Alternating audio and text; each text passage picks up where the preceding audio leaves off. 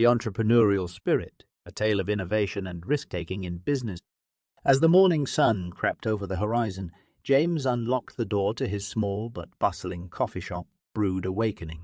The aroma of fresh coffee beans and warm pastries filled the air, as the clinking of cups and saucers echoed throughout the cozy space. James, the owner and head barista of the shop, took a deep breath, savoring the familiar scent that he had grown to love. He had always been a risk-taker, never one to shy away from a challenge. Growing up, he had started his own lawn mowing business at the age of 12 and had since dabbled in various entrepreneurial ventures.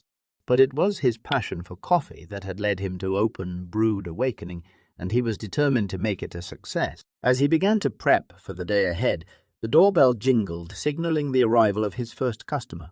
James looked up to see a young woman with bright blue hair and an oversized sweater, clutching a notebook and pen in her hand. "Good morning," James greeted her warmly. "What can I get for you?" The woman smiled nervously. Hi, can I just get a black coffee, please?" "Absolutely," James replied, pulling out a fresh bag of beans and grinding them expertly. "Would you like anything to eat with that?" The woman hesitated, then shook her head. "No thanks, just the coffee." James handed her the steaming cup, and she fished out a few coins from her pocket, placing them on the counter. "Thanks," she murmured, taking a sip of the hot liquid. As she turned to leave, James caught sight of the notebook she had been clutching. "What are you writing?" he asked, gesturing to the pages. The woman blushed, tucking the notebook under her arm. "Oh, just some ideas I had. I'm trying to start my own business, actually." James smiled, intrigued. "What kind of business?" The woman shrugged. "I don't know yet. Something creative, I guess." "Well, if you ever need any advice, feel free to come back and chat with me," James offered, gesturing to the small table in the corner. "I'm always happy to help out a fellow entrepreneur." The woman grinned, her eyes lighting up. "Thanks. I might just take you up on that." As she left the shop, James couldn't help but feel a sense of satisfaction. This was what he loved about owning his own business, the ability to connect with others who shared his passion and drive. He had always been a firm believer in the power of entrepreneurship, and he was determined to spread that message to anyone who would listen. Over the next few weeks, James continued to pour his heart and soul into Brewed Awakening. He experimented with new coffee blends and pastry recipes, taking notes on customer feedback and tweaking his menu accordingly. He stayed up late into the night, poring over financial statements and brainstorming marketing strategies. One afternoon, as he was jotting down ideas for a new promotion, the door swung open with a bang. In walked a tall, imposing figure, a man with slicked back hair and a sharp suit, looking every bit the successful businessman. James immediately recognized him as Lawrence Hastings, the CEO of a large corporation that specialized in coffee distribution. Hastings was known in the industry as a cutthroat competitor, willing to do whatever it took to crush his rivals. "What can I do for you, Mr. Hastings?" James asked, trying to keep the wariness out of his voice. Hastings strode up to the counter, a smirk on his face. "I heard about this little coffee shop that's been making waves in the neighborhood," he said, eyeing James up and down. "Figured I'd come see what all the fuss is about." James didn't like the way Hastings was looking at him. It was the look of a predator sizing up his prey, but he refused to be intimidated. "Well, you found it," James replied evenly. "What can I get for you?" Hastings waved his hand dismissively. "Oh, I don't drink coffee from little mom and pop shops like this. I just wanted to see who I'm up against." James bristled. "Up against? I didn't realize this was a competition." Hastings chuckled. "Everything's a competition, kid. You should know that if you want to survive in this business—" James felt his blood boil. This man was everything he hated about the corporate world. Greedy, ruthless, and heartless. He couldn't let him get the best of him. "I don't see it that way," James said firmly. "I believe that businesses can work together, support each other, and still thrive. There's room for everyone in the market." Hastings laughed again, but there was a hint of admiration in his eyes. "You're a real idealist, aren't you? Well, good luck with that. But just remember, the world isn't all rainbows and unicorns. Sometimes you have to be willing to take risks and make tough decisions to get ahead." With that, Hastings turned on his heel and strode out of the shop, leaving James seething with anger and frustration. As the weeks turned into months, James continued to pour his heart and soul into Brewed Awakening. He took Hastings' words to heart, but refused to let them change his fundamental beliefs about the power of entrepreneurship. He continued to experiment with new blends and flavors, always looking for ways to improve and innovate.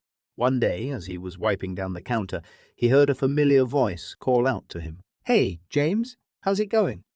He turned to see the young woman with the blue hair and notebook standing at the door, a smile on her face.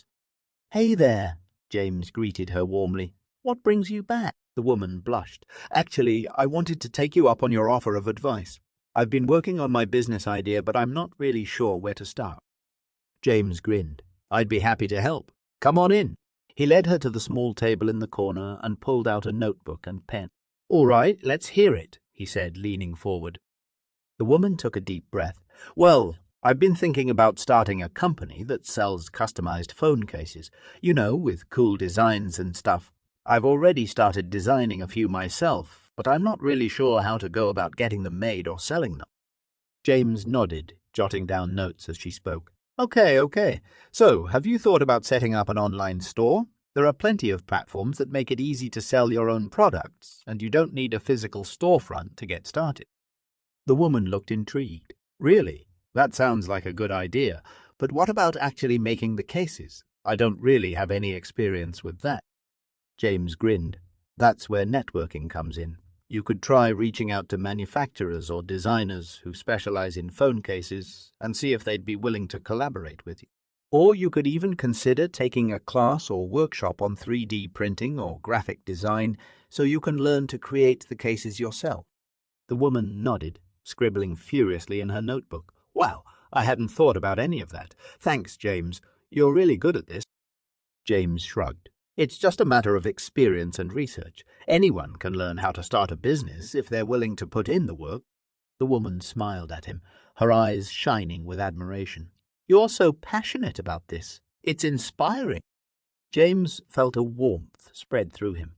This was what he loved about being an entrepreneur, the chance to help others realize their dreams and make a difference in the world. "Well, I wouldn't be where I am today if it wasn't for the support and guidance of others," he said, his voice softening. "It's important to give back when you can." The woman nodded, looking thoughtful. "You're right. I'll have to remember that as I continue to work on my own business. Thanks again, James." As she left the shop, James couldn't help but feel a sense of pride and fulfillment. This was what Brewed Awakening was all about. Not just selling coffee, but building a community of like-minded individuals who believed in the power of innovation and risk-taking. Months turned into years, and James watched as Brewed Awakening grew and flourished. He expanded the menu to include teas, smoothies, and baked goods, and even opened up a second location across town. But through it all, he never lost sight of his vision. He continued to experiment with new blends and flavors, to seek out new ways to innovate and push the boundaries of what was possible. And when Hastings came back into his life, this time as a potential investor, James knew exactly what he wanted to say. "I appreciate the offer, Mr. Hastings, but I'm afraid we're not interested in selling out," he said firmly. "We believe in our vision, and we're not willing to compromise that for a quick profit." Hastings nodded, a glint of respect in his eyes. "I figured as much. You're a true entrepreneur, James. I admire that." With a nod of his own, James showed Hastings out of the shop. As he watched the man disappear down the street, he couldn't help but feel a sense of satisfaction. He had proven that it was possible to succeed in business without sacrificing your values or compromising your principles. And that, to him, was the true entrepreneurial spirit. As the years passed, James continued to innovate and grow his business. He introduced sustainable and eco-friendly practices, such as using compostable cups and offering discounts to customers who brought in their own reusable cup. He also made it a priority to give back to his community, partnering with local charities and organizations to donate a portion of the shop's profits to worthy causes. But perhaps the most significant change came when James met his wife, Emily. She was a graphic designer who shared his passion for innovation and sustainability, and together they began to explore new ways to expand their business. One day, Emily approached James with an idea for a new product, a line of organic, fair-trade coffee beans that would be packaged in biodegradable, plant-based material. "It's a huge market, James. she said excitedly.